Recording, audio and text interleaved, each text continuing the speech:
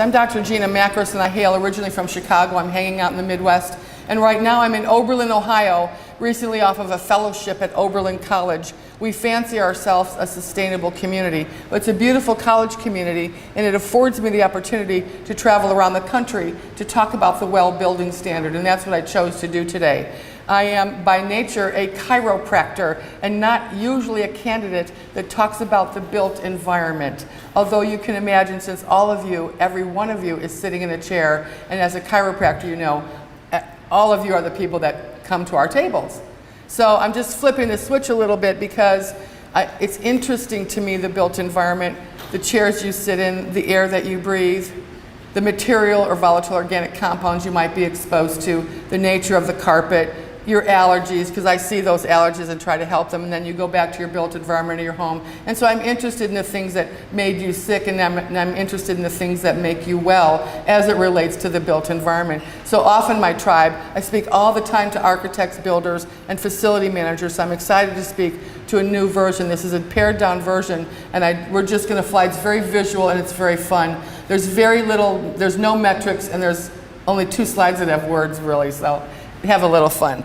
So by nature, I did this. Why did I do this? Because I was sick from the indoors. I was one of the original people that got sick, and I got sick in Mexico City. I lived there for almost 5 years. I lost a daughter to lead poisoning. I got it. I said, I think I'll change the world and become a doctor, and not. So what happened was I decided to go to chiropractic school, and unfortunately during the 80s and 90s and the mold crisis and formaldehyde, this was the building I studied medicine in. The little gray stool in the middle slide is where I learned to draw blood, called Stab Lab. You know about blood-borne pathogens, those of you working in cruise ships, right, in colleges, in science labs, you know the burden with that. I was the recipient of the burden and got profoundly environmentally ill, but I was a young Greek girl. I have a very strong constitution, and I decided to fight it. And I did it through the courts, through getting medical help, and through just learning about healthy buildings, because I didn't want to be sick and talk about sickness, so now I talk about wellness. Of course, I'm a chiropractor. But it wasn't enough, because once I started to have that language, everybody around me wanted to have the language. They go, oh my God, my daughter's sick. I hate the Kinkos. I can't walk into the grocery aisle. Oh, I go to the perfume department. The guy next to me has an allergy. And whatever the conversation was, it had to do with your physical environment. And I chose to do something about it, and I went to law school at 48 years old to get a master's in environmental law to write the policies to change what you're allowed to do in the workspace. It's small, it's OSHA-like stuff, but it's powerful. This is an example of what life can be. This is one of the greenest buildings in the world. It's a Living Future Challenge building. Those are the most progressive buildings, but they're doing yoga in a sewage treatment plant. The air is net positive. It's a net positive energy building. They're doing yoga in a sewage treatment plant. There's 0 emissions. Just showing you, because if we always compare to what it could be, right? So looking at the future, what can be, we already know that. That's the garden where they're pulling the vegetables to feed the staff at the sewage treatment plant, and that's coming out of 15 stages of recycled water. That's near the Bullitt Center in Seattle. Okay, so let's talk about the WELL Building Standard really quickly. WELL is for people. LEED, green building, so many of you heard about green building. That's all about energy efficiency. We came out of LEED 25 years ago. LEED is Leadership in Energy and Environmental Design. It talks about energy efficiency, capturing solar, not using virgin resources, bringing things locally and sourcing locally to reduce emission standards, and the kinds of things you want to be impactful. We needed that language 25 years ago. In that evolution, we know a lot more about that, because the building was great and thousands of people went into that building, and we weren't designing for human health, and now we are. So the WELL Building Standard is one of the new babies on the block. We're about 5 years old. It came out of some very arrogantly, extremely wealthy hedge fund managers in New York, and the first version is already gone, and we're in version 2. Because like any standard, it has aggressive metrics. We are transparent, and no green standard can claim that. And what I mean by that will come in a minute. We are the only green building standard designed exclusively for human health. Not to talk about solar or energy, but it does happen anyways. But about you and how your back feels, and do you have good nutrition, and how is the light impacting your sleep. So the question remains, and I say this as a doctor, how arrogant to think that I can actually not just do better, not just do good, which LEED did, can I actually alter your health? Not just not make you sick, which is what I came out of, but can I make a strategy, a floor, a lighting? Can I give you something that actually increases your health? I think it's a bit arrogant to think, except for I know it's true. And let me show you how. So we spend over 90%, that's an old stat, I say 94% of our time indoors. The indoor environment is often more polluted than the outdoor environment, depending on the interface and how clean that is, and what city you're in, and what demographic, how tall your building is, and whether you have good shading, whether you have good airflow. So you have to talk to that while you're in here, right? And that's the interface. And that's where the laws are. That's where EPA is, and this is where OSHA is. And we meet at the interface, right? The language can get technical, it's a good thing. But if I say that what profoundly impacts your health and the demographic of the built environment, it is the physical environment that impacts you. As more than your genetics, more than your biology, and I know there's a biologist here, I also teach anatomy and physiology, I get it. It's your physical and social environment that impacts. So if I can alter that, I personally know I can alter your sleep by giving you stuff in my office. But if I can do it by giving you lighting, isn't that a little crazy to say? I mean, admit it, yes, I can. I can not only alter your sleep patterns, but I can give you something you can hold in your hand to deal with it when you're not sleeping, when your rhythms are off, when you've come off a flight, if you feel inflamed because you haven't slept in 24 hours, like the architects who come off flights and go right to work. And there's all sorts of things I can do with just lighting, let alone good air. So the WELL Building Standard goes through 10 concepts. And we talk about, first of all, we've got thousands of buildings in the world right now. We've done almost 300 million square feet of WELL buildings. It's a big rock and roll deal. You'll start to hear more about it, but it's big. There's lots of buildings in New York. China is our biggest adopter. So the WELL Building Standard has 10 concepts. I'm going to fly through them because I'm going to give you a visual and you'll never forget them. Because this is all about your body. And might I say that every single one of these strategies impacts the organs of your body. And as we get more sophisticated in the WELL Building Standard, as a doctor I can talk about these. I can tell you what the architects feel like. And the guys who are doing facility management talking about the WELL Building Standard, the lighting guys are all talking about it because we're specifying buildings that need it. They have to talk about the human body and they are so uncomfortable. They have to talk about that digestive system and architects go, oh my gosh, it's really uncomfortable and disruptive to ask people who do very detailed things like protect your windows and protect your ceilings to talk about the human body. And the WELL Building Standard says, how can you build and not talk about that? We're heating and ventilating for respiration. We're heating and cooling to keep you feeling comfortable. Of course we're talking about the body. All right, so there's a lot of discomfort, which is why I'm accepted into a lot of places to talk about this because it gets them off the hook for talking about things that are uncomfortable. So here we are talking about air, the water, not necessarily the water coming into the building, which is an energy efficiency, but the water you drink when you're at work or not. Kind of food you're looking at, your nourishment, access to good light, fitness, thermal comfort, a big rock and roll deal for women in menopause, right? Sound, acoustic comfort, one of the most uncomfortable things in the indoor space is poor sound, as you know with poor acoustic sounds. Materials, resources, volatile organic compounds, using recycled things, post-industrial waste. And the mind, guess what? How uncomfortable it is in the workplace to talk about your mental capacity, even though depression and anxiety walk around to 70 to 80% of the workforce. I see them on my table. It's a fairly accurate statistic. The aggressive amount of depression I see is profound.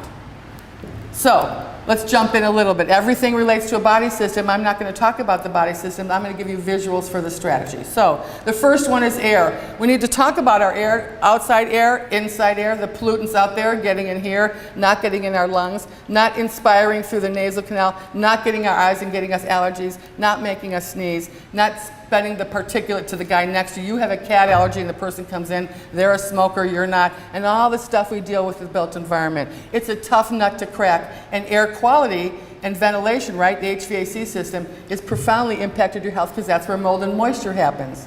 Because a poor environment that's not taken well care of is gross. Florida's got a lot of it, it's a moist environment. You would anticipate that on any coastal community. But we look at not having smoking, of course, good filtration. We look at microbes and we take the filtration to the obnoxious degree. LEED started it, we said not good enough. I want filters at the hospital level. So bacteria and pollutant and virus stuff. So we're maximizing filtration. It's called MERV filtration. On cruise ships, it's one of the biggest deals for shared air, airplanes, things like that. So we can really impact allergies, and that's a huge thing in the indoors.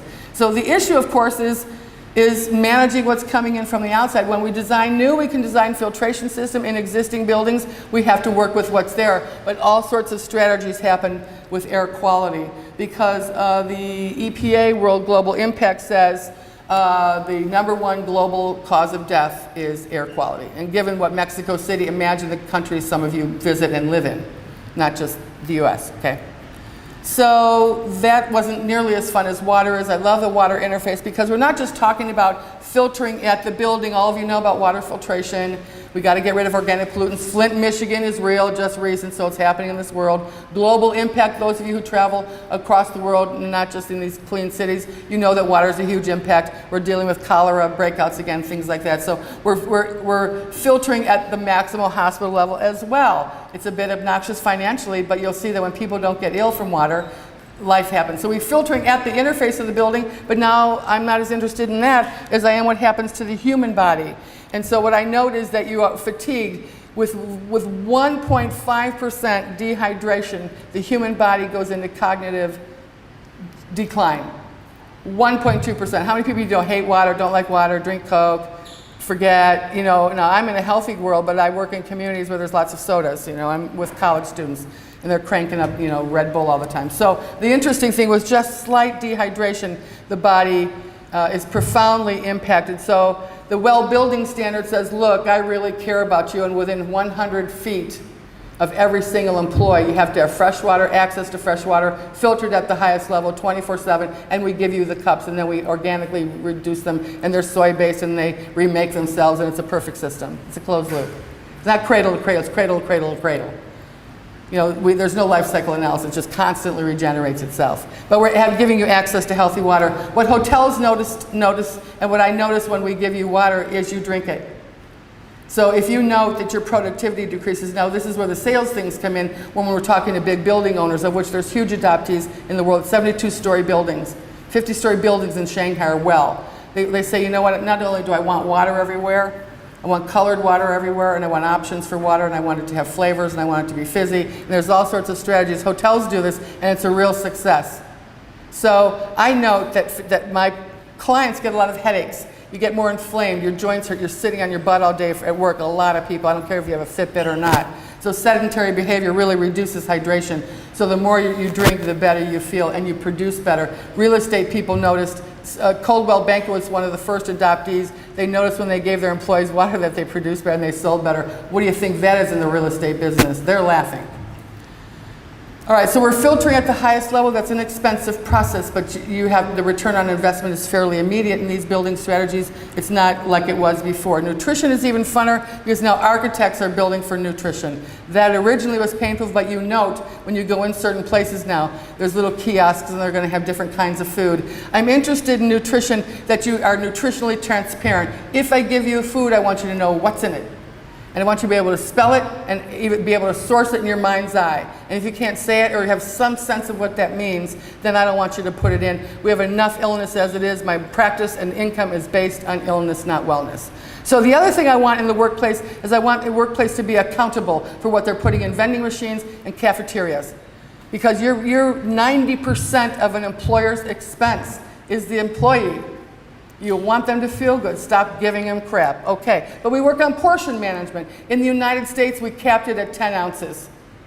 We kept small bowls. Originally, we said all over the world, if you're going to do a well building, no much bigger than 10 ounces. And the European community said, how arrogant. Only the US eats this much food. We have broth. There's a piece of tofu and a mushroom. It's pho, right? And so we had to take a Asian standard and then the US standard. Because that, so we capped things at sizes. Cap the size, smaller plates. These aren't new strategies.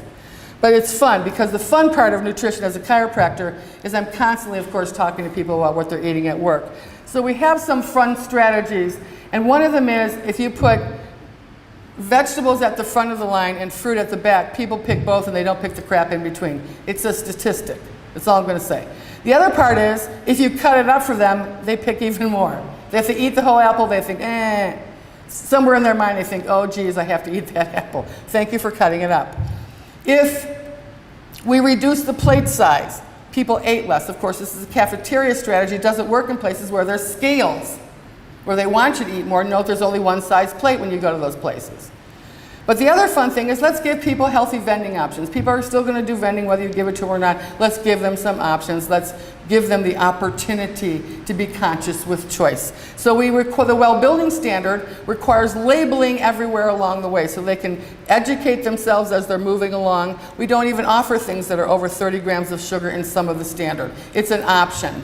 When we first said, in the first version, we said nothing over 30 grams, and people said, it's not your business if I want a Coca-Cola. So it's now become sort of an option. But the version 2 of the Well Building Standard is what we call equitable to everybody. So poor, low-income, residential, multifamily residences can do the Well Building Standard. In the original days of LEED, it was only the arrogant and the people with money. Bank of America did it. It was nice. Now this is an equitable standard. And you can pick and choose what you want. It's a menu, like at a restaurant. If you can only afford this, that's what you get. If you can afford this, that's what you get. And the beautiful thing is we can bring it all over the world. And as I said, China right now and India are some of our biggest adopters. So talking about light, I hate to breeze through this. I have a 1-hour webinar on the internet that's available for continuing education uses on the history of human health and lighting. It's a big rock and roll deal. I'm going to shorten it and give you some interest. If you're interested, on the first slide it says everything here is on wellcertified.com. It's a transparent website hosted by the International Well Building Institute, who's the founder of this. Light is one of the most important things on the built environment right now, and we're rocking and rolling with changing industry standards. We're changing electrical code in the United States based on this standard, and this standard has forced everybody to have huge arguments. It's so wonderful. So Rensselaer Polytechnic Institute is your gold standard, and we came out and said, you know what, I love that, but geez, could we introduce a new one? And we got slapped upside the head. I have been in front of a room of 100 Illuminating Engineering Society and been verbally assaulted by lighting guys. I get the story, and they're so right. So we shifted things around a little bit and made it an optimization that projects choose to install light that profoundly impacts human health. And it's called circadian lighting. The human body is designed to take light in, and what you know as light is visual light spectrum. But there's a whole other place light goes that we don't see, we don't talk about. It's not done in medicine very much. I teach anatomy, we don't talk about it. And it's called the suprachiasmatic nucleus, and it's the base of the hypothalamus of the brain. And it takes light, and it starts this beautiful clock of rhythms in the body called your biological rhythms. And if I give you crappy light like Walmart lighting, fluorescence, the essence of fluorescence, I'm screwing up your rhythms. Reduces magenta, takes magenta out of the color spectrum, and magenta is vitamin B driven. It's a hemoglobin thing, so lighting's a really big deal. You ever go in the mall and you're exhausted after 20 minutes? It's the lighting. That's what LED lighting is about. Changing the visual light spectrum. I can give you light and decrease your inflammation. What I want in the workplace is I want you to have access to light throughout the day, and I want the building to be responsive to that. So in the early morning, we're going to flash you with bright light, and as the day goes on, it follows you. If you leave a room, the light goes off. When it comes on at 3 in the afternoon, it's going to decrease or increase its intensity based on daylight, which is how your health is impacted. You know about the word vitamin D? It comes from sunlight. If you don't have access to it, your body can't transmit into the word melatonin, so you can sleep at night. And then we disrupt you in the workplace with just crap lighting, right? So hospitals note that when we light tunable to the time of day, responsive to the time, mimicking daylight, and when we're responsive to that rhythm, your body responds to that rhythm. It's a known entity because the Nobel Prize last year went to the lighting guys that are talking about circadian rhythm lighting. It's a really big deal for your health. As a woman postmenopausal, I'm only looking at the women because if I'd known that I could sit under a bit of red light at night, that I might change my sweating patterns in menopause, or it might calm you down when you're up all night on overseas flights and your rhythms are the next day and you're back 5 hours. You tell that to your digestive system that's going to work whether you're on the time of day or not.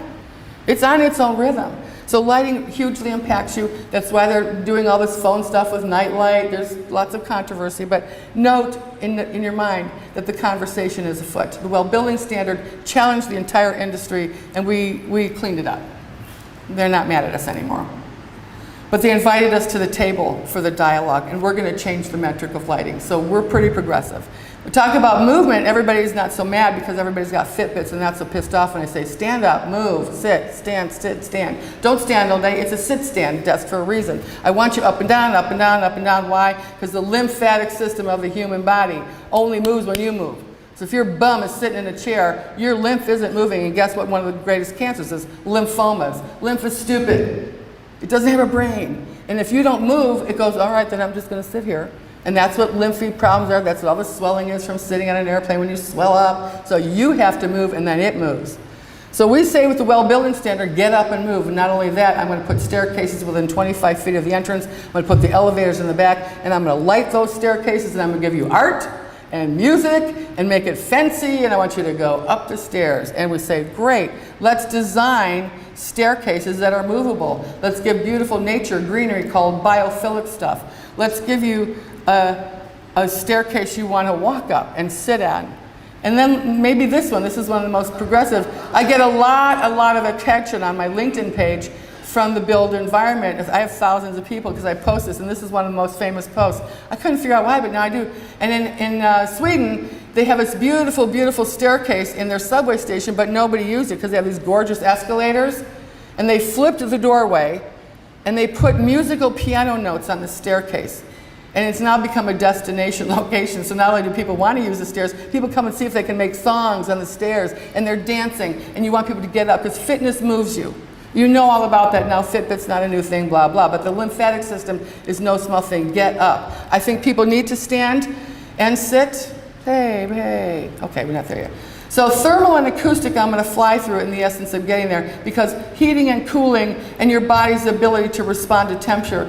If I said to a woman in menopause, how are you feeling? No, if there's people with like long sleeves here, and I have my own personal sauna. And next to a young 22-year-old who biked to work, and you put them next to you in a conference room, and people are constantly in dialogue over temperatures. That's not a surprise, right? But we're designing rooms that have optional temperature controls. And you know how happy you would be if you could have a cold wind blowing on you when you're really hot, and the next guy is, ooh, I hate that breeze. And taking on layers of clothing is not always the most practical thing. Optional, but like we've gotten a little more advanced than that now. And we're designing for thermal and acoustic comfort. People need real quiet and different temperature spaces. Note that sound travels differently in those spaces. So acoustic, the interface between acoustic and the temperature. And then when I talk about empowerment, give somebody the ability to change the temperature in their space. So individualized thermal controls. And the Internet of Things right now in the built environment is really sophisticated. And we can create, and there's all sorts of environments that everybody has their own control. And there's cold rooms and there's warm places. So people have options for meetings.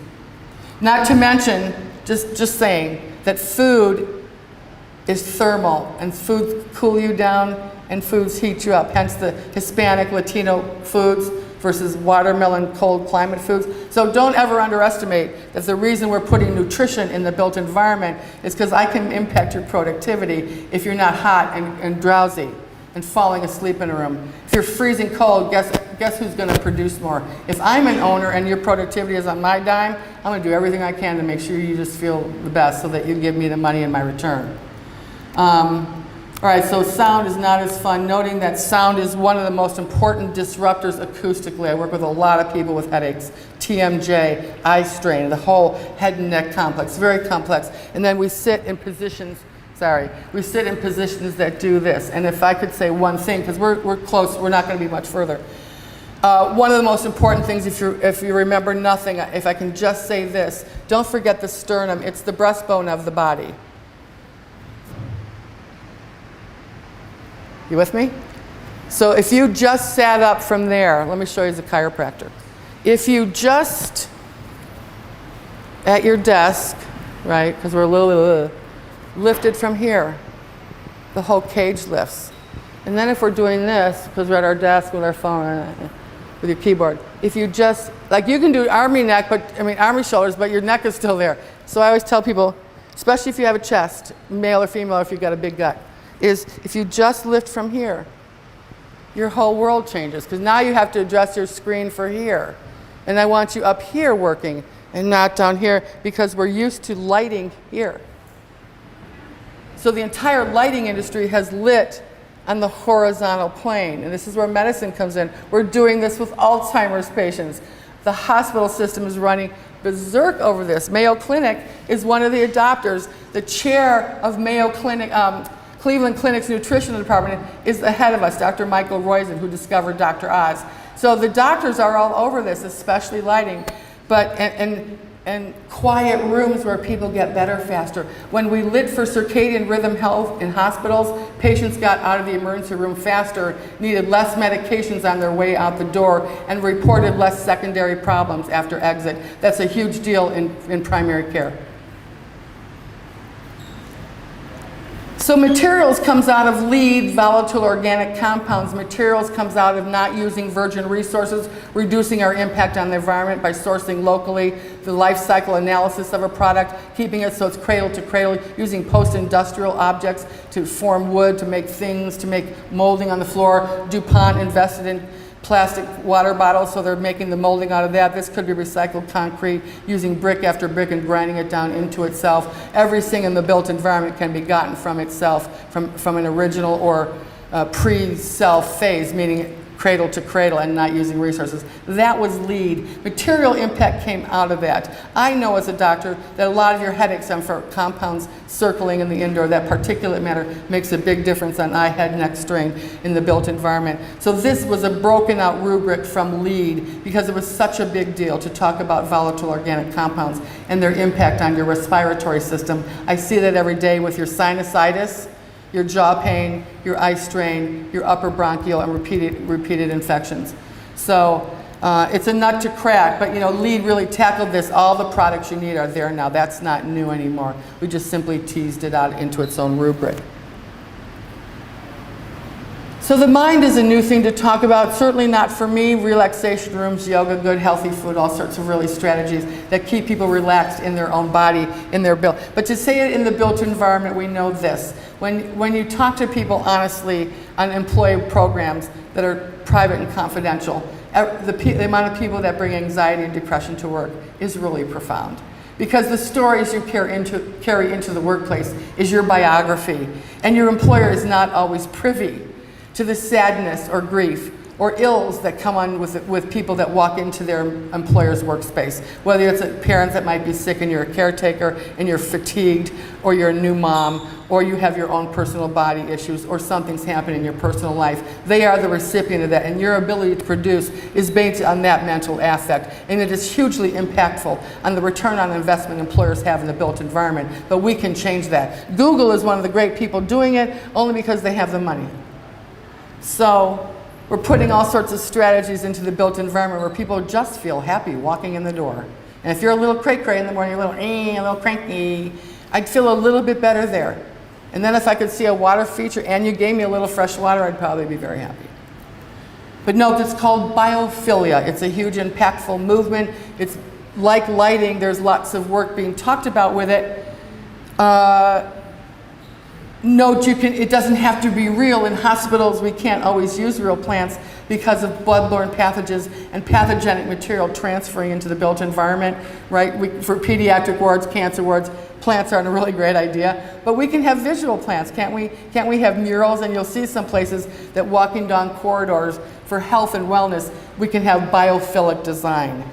There's a lot of argument in the scientific community whether we're really impacting air quality. They're all arguing amongst themselves, isn't that where we want to be when a new strategy takes hold?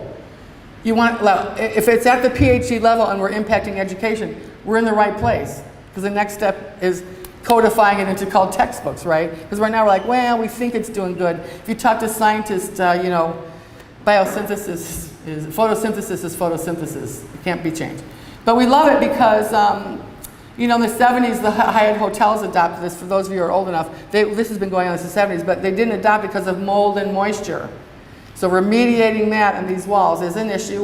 We can't pretend there isn't an issue. And bugs, we still have to do integrative pest management, which is a nut to crack, because we want to do it organic and biodegradable and locally sourced, and that's huge. But the built environment has addressed that. And companies that are doing integrative pest management have perfected it.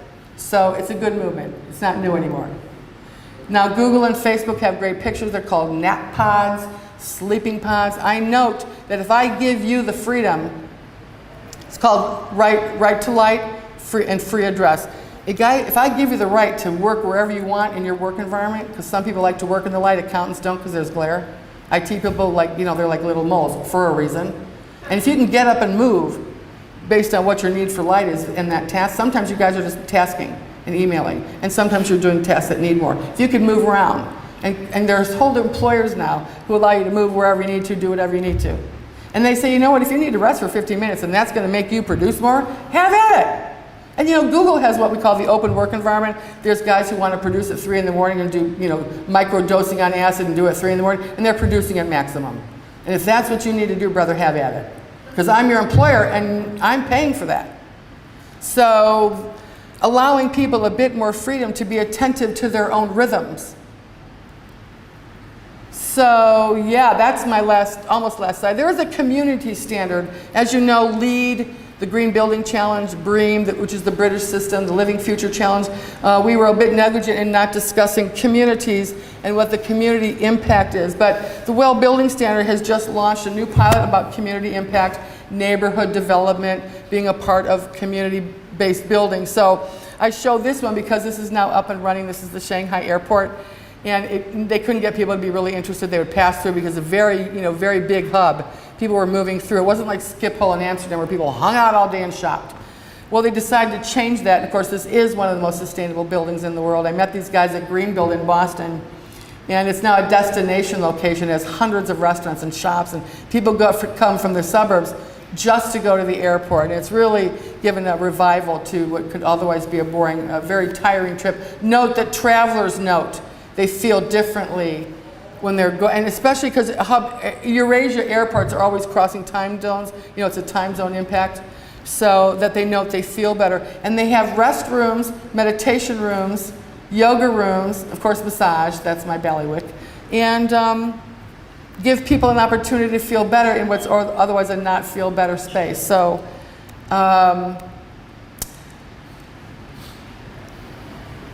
traditionally, and these are the last two, traditionally the rating systems are not equitable to the poor communities.